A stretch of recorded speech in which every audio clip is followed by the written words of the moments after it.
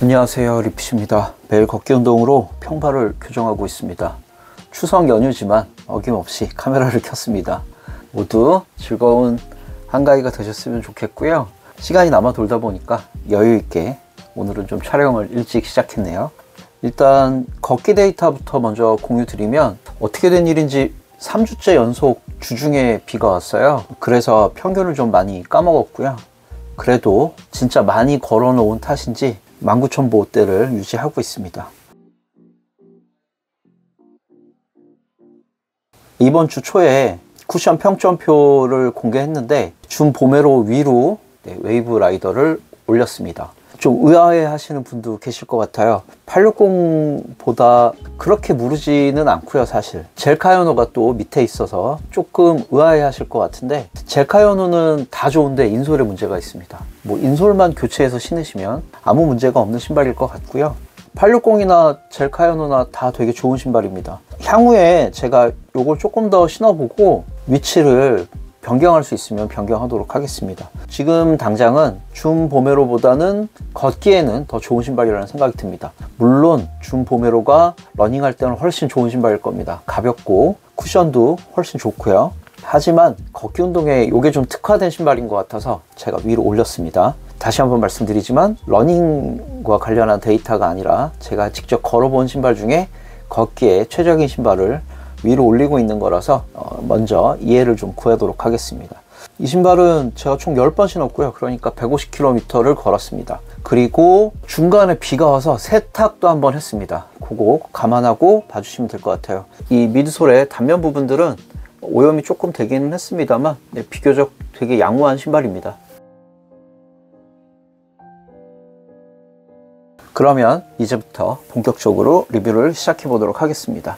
결론을 먼저 좀 말씀드리고 시작을 할게요. 웨이브라이더 27은 되게 좋은 신발은 맞는데, 제가 만약에 이 신발을 구매를 한다고 하면 저는 굳이 27 새 상품을 사서 정가 그대로 주고 사지는 않을 것 같습니다. 사실 149,000원이라는 가격이 웬만하면 그 가격대에 진짜 좋은 신발들이 많잖아요. 웨이브라이더를 한번 신어보고 싶으시다고 하면 처음부터 바로 신제품을 사시는 것보단 25나 26을 그냥 사셔서 한번 신어보시고 걷기 운동에 적합하다고 하시면 나중에 새 상품을 구매하시는 걸 추천드립니다. 왜 그런지는 이유는 제가 또 뒤에 한번 설명을 드릴게요. 사이즈는 265로 구매를 했었고요. 무게가 277g입니다. 260 사이즈로 신어도 크게 문제는 없을 것 같았지만 발 길이가 토박스 쪽이 앞쪽에 조금 내부에 심지가 들어있어서 그 부분이 발에 좀 부딪히는 걸 피하고 싶어서 반업을 한 거였고요. 그걸 감안하시면 러닝 하시는 분들도 그냥 반업만 하셔서 신으셔도 될 것 같습니다. 무게는 277g이 나가고요.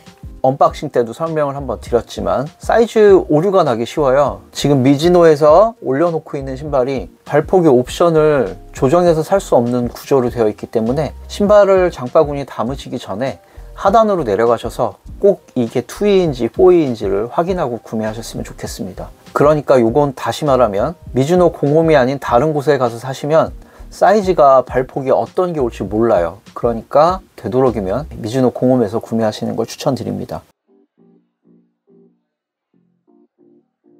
그 다음에는 제가 이제 여기서 고백을 할 게 하나 있는데, 사실 저 처음에 이 신발을 한 2번쯤 신었을 때는 내 발이랑 안 맞아서 나눔을 해야겠다 바로 결심을 했었거든요. 근데 문제가 뭐였냐면 칼발인 저한테 커서 제가 이걸 좀 고민을 하다가 신발끈을 교체했습니다. 지금 여기 있는 신발끈은 그냥 면 소재로 된 신축성이 없는 그냥 빳빳한 그냥 면 소재의 신발끈이고요. 원래 있던 신발끈은 요거였습니다. 근데 요게 살짝 늘어나요.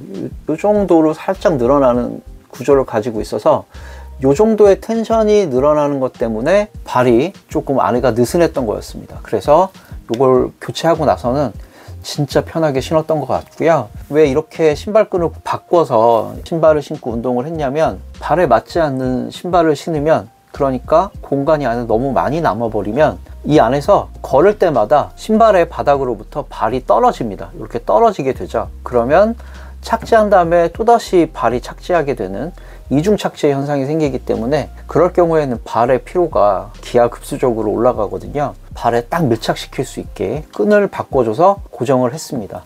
물론 가피도 약간은 늘어나는, 스트레치가 좀 되는 형태의 가피였는데 그것 정도의 늘어남 정도만 허용을 하고 나머지는 신발끈으로 완벽하게 락다운을 해서 아주 편하게 신을 수 있었습니다. 가피도 늘어나고 신발끈도 늘어나서 이중으로 중복의 신축성을 가지는 걸 하나를 제거했다, 이렇게 말씀드릴 수 있을 것 같고요. 그런 면에서 이제 올해 제가 구매한 신발 중에 잘 샀다고 생각하는 엔돌핀 시프트 3, 그 다음으로 웨이브라이더가 제일 잘 맞았던 것 같아요. 정 사이즈이신 분들은 그냥 투이 사셔서 신으시면 되게 무난하게 신으실 수 있을 것 같은 그런 신발입니다. 테스트로 걷기를 하다 보면 계속 떠오르는 신발들이 있어요. 처음에 이제 웨이브라이더를 신고 걸었을 때는 벨로시티랑 되게 비슷하다라는 느낌이었는데 실제로 벨로시티도 같이 테스트를 하면서 좀 신어봤거든요. 실제로 벨로시티가 조금 더 단단하다는 느낌이 들었습니다. 전체적인 착화감이나 느낌은 벨로시티랑 되게 유사하지만 웨이브라이더가 훨씬 말캉말캉한 쿠션감을 가지고 있어서 걷기에 훨씬 좋았다, 그렇게 말씀드릴 수 있을 것 같아요. 그 다음에 제가 벨로시티보다 웨이브라이더가 더 좋다고 느끼는 이유를 설명을 드릴 건데요. 벨로시티도 물론 되게 좋은 운동화입니다. 하지만 위쪽에 나이트로폼이 들어있잖아요. 평발이 있는 저한테는 이 부분이 조금 무너지는 느낌이 있거든요. 벨로시티를 장시간 신다 보면 안쪽으로 조금 이렇게 기우뚱해지는 느낌이 있는데 웨이브라이더는 그게 없더라고요. 그래서 되게 마음에 들었습니다. 겉에 보시면 이렇게 플레이트가 들어있는데요. 이 아치의 곡선을 따라서 주저앉는 걸 플레이트가 어느 정도 좀 잡아주는 느낌이 있지 않나, 그런 생각이 들었습니다. 물론 그렇다고 웨이브라이더가 안정화라는 의미는 아닙니다. 하지만 오히려 안정화처럼 아치를 좀 받쳐주는 그런 느낌이 좀 있었습니다. 지금도 이렇게 보시면 그냥 플레이트가 평평하게 들어있는 게 아니라 이 아치의 곡선에 따라서 이렇게 웨이브가 지게 되잖아요. 그래서 이쪽 부분은 좀 단단한 느낌이 많이 들고 상대적으로 이 뒤쪽에 훨씬 물컹한 느낌이 들기 때문에 되게 편한 느낌이 든다, 마치 안정화처럼 발을 좀 받쳐주는 그런 느낌이 들었다 라고 말씀드릴 수 있겠습니다. 미즈노의 인스파이어든가요? 그게 안정화인데 평발이신 분들 굳이 그 안정화까지 찾아가지 않으시고 그냥 웨이브라이더 신으셔도 아주 심한 평발이 아니시라면 발을 편안하게 잡아줄 수 있을 것 같다는 생각이 들었습니다.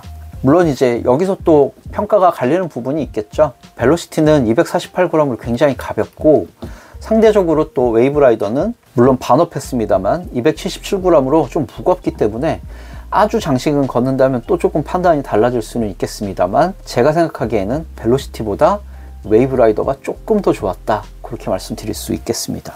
웨이브라이더는 이 플레이트를 사실 저는 처음에 이거 왜 넣었지? 라는 생각이 들었거든요. 이렇게 두툼하고 그렇다고 카본처럼 가벼운 소재도 아닐 텐데 이걸 왜 굳이 27 버전까지 쭉 끌고 와서 이걸 넣었을까? 그런 의문점이 있었는데 이해는 가요. 이 무릎 쿠션에 어느 정도의 고정력과 적당한 탄성을 만들어 주려면 반드시 있어야 되는 거였구나 라는 생각이 좀 들었어요. 충격을 흡수하고 쿠션을 좀 만들어줘야 하는 부분하고 아치가 무너져서 좀 지탱해줘야 되는 부분, 그리고 앞으로 나가서 반발력을 만들어줘야 되는 부분까지 이 미드솔을 완전히 통제할 수 있는 건 웨이브 플레이트가 아니었을까, 네, 그런 생각이 좀 들었습니다. 이 신발의 힐드롭이 12mm라고 제가 말씀드렸는데요. 어떤 의미에서는 힐드롭이 그렇게 크게 12mm로 나온 게 걷기에 그렇게 썩 좋다는 느낌은 아니었어요. 왜냐하면 한번 걸을 때마다 제가 2만 보씩을 걸었으니까 초반에는 굉장히 편하다는 느낌이 듭니다. 이 앞쪽으로 힐로 착지해서 앞쪽으로 무게중심을 확 전달하는 데는 12mm 힐드롭이 되게 무게중심 이동에 용이하겠구나 라는 느낌이 들면서 걸었는데 약간은 좀 차이도 있는 것 같습니다. 물론 제가 러닝을 하질 않아서 정확하게 어떤 편차가 있다라고 말씀드리긴 좀 어려운데 장시간 걷다 보면 그런 생각이 좀 들더라고요. 높낮이가 차이가 좀 있다 보니까 앞으로 이렇게 디뎌서 나갈 땐 앞발에 무게가 좀 많이 실리는 느낌? 그런 게 좀 있었던 것 같아요.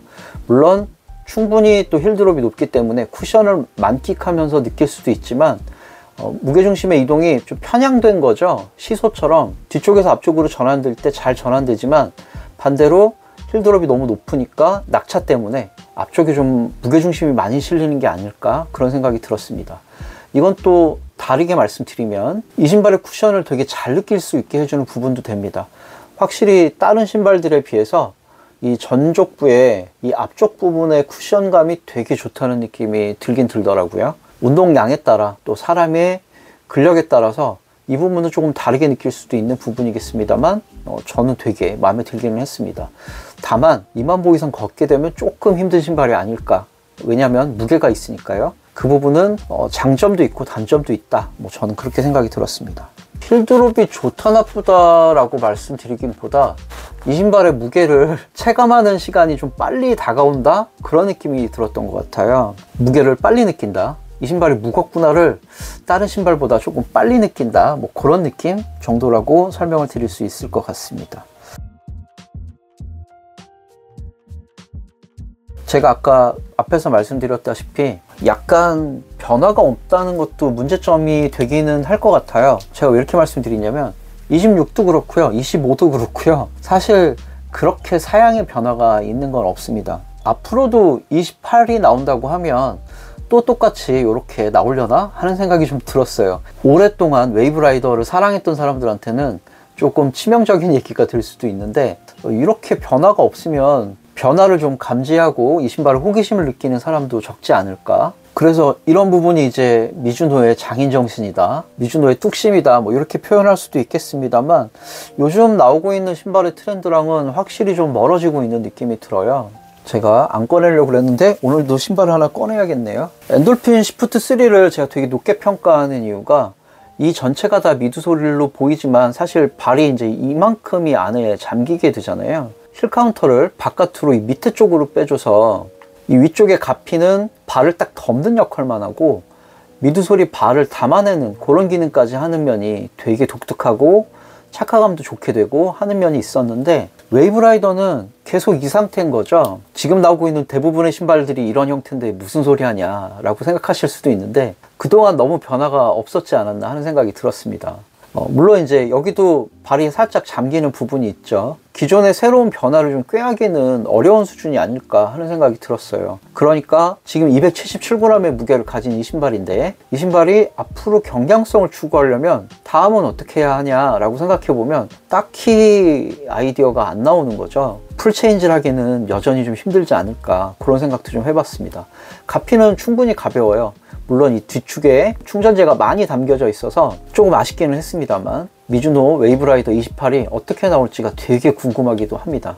예를 들어 이제 그런 거죠. 아디다스 보스턴 같은 경우도 원래 부스트 폼이 들어있던 신발이었는데 그걸 완벽하게 다 버리고 라이트 스트라이크 폼으로 풀 체인지를 하면서 넘어왔잖아요. 그런 변화를 꿈꾸기는 해야 할 텐데 지금 이 상황에서 25, 26, 27이 크게 편차가 없다고 하면 아마도 28도 크게 다르지 않지 않을까 그런 생각이 좀 들었습니다.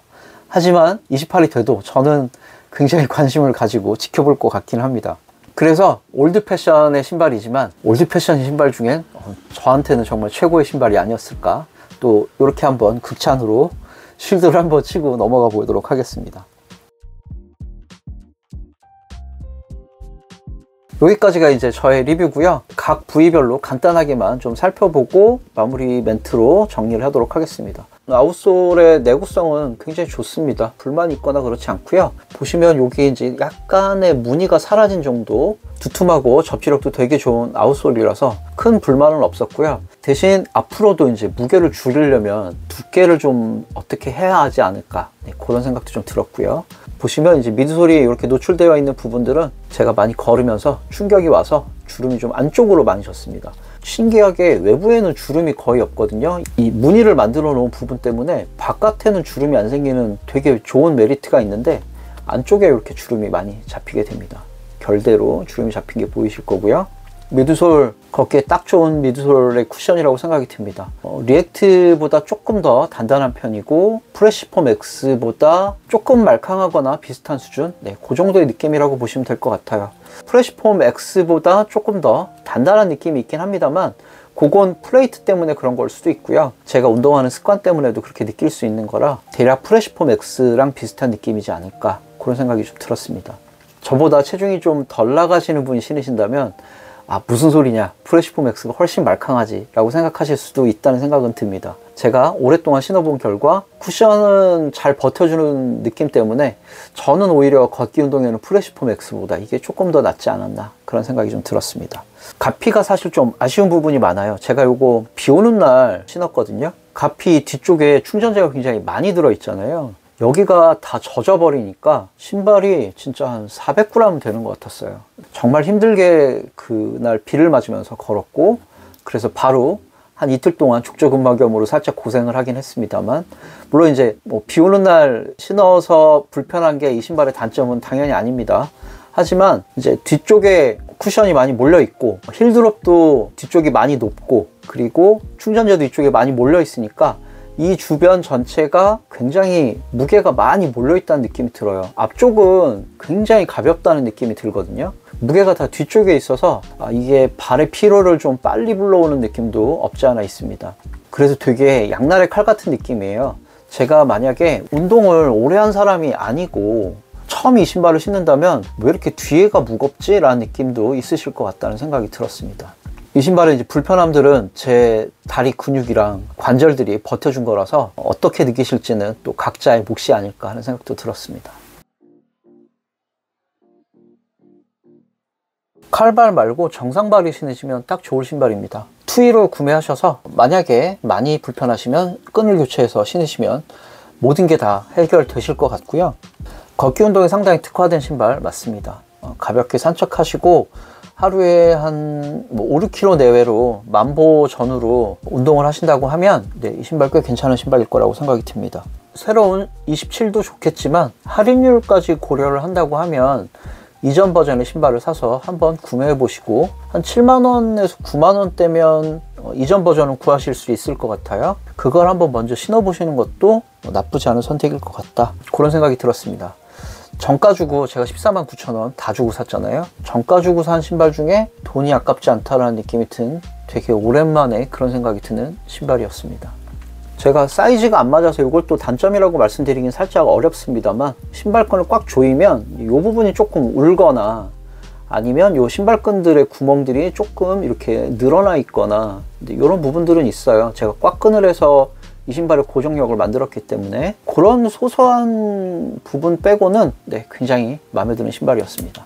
오늘의 리뷰는 이렇게 정리를 해보고요. 다음 주에 원래는 일정대로면 제가 살로몬의 판타즘을 리뷰해야 되는데 일정을 좀 바꾸도록 하겠습니다. 지금 테스트하고 있는 신발이 푸마의 포에버런인데요. 포에버런은 제가 100km 테스트를 하고 바로 다음 주에 가져와서 리뷰를 한 다음에 나눔 이벤트를 할 생각입니다. 나눔 이벤트는 안 한 지 좀 되기도 했고 신발이 저랑 좀 맞지 않는 부분이 있어서 그걸 좀 빨리 설명드리면서 나눔으로 가져가실 수 있도록 해보도록 하겠습니다. 자세한 리뷰는 또 기다려주세요. 열심히 테스트를 하면서 정리를 하고 있습니다. 한 번도 경험해보지 못한 좀 특별한 느낌이 드는 신발은 맞습니다. 다음 주에는 한 주 먼저 땡겨서 푸마 포에버런을 리뷰해 보도록 하겠습니다. 오늘의 리뷰는 여기까지. 구독과 좋아요는 리핏에게 큰 응원이 되고요. 오늘도 시청해 주셔서 감사합니다. 제일 중요한 거 말씀 안 드렸네요. 웨이브라이더 구독자 추천이 있었던 신발이죠. 구독자분들께 다시 한번 감사하다는 말씀 드리고 싶습니다. 웨이브라이더 27은 굉장히 성공적이었다, 그렇게 말씀드릴 수 있겠습니다. 남은 연휴 잘 보내시고요. 댓글 많이 부탁드리겠습니다. 안녕히 계세요.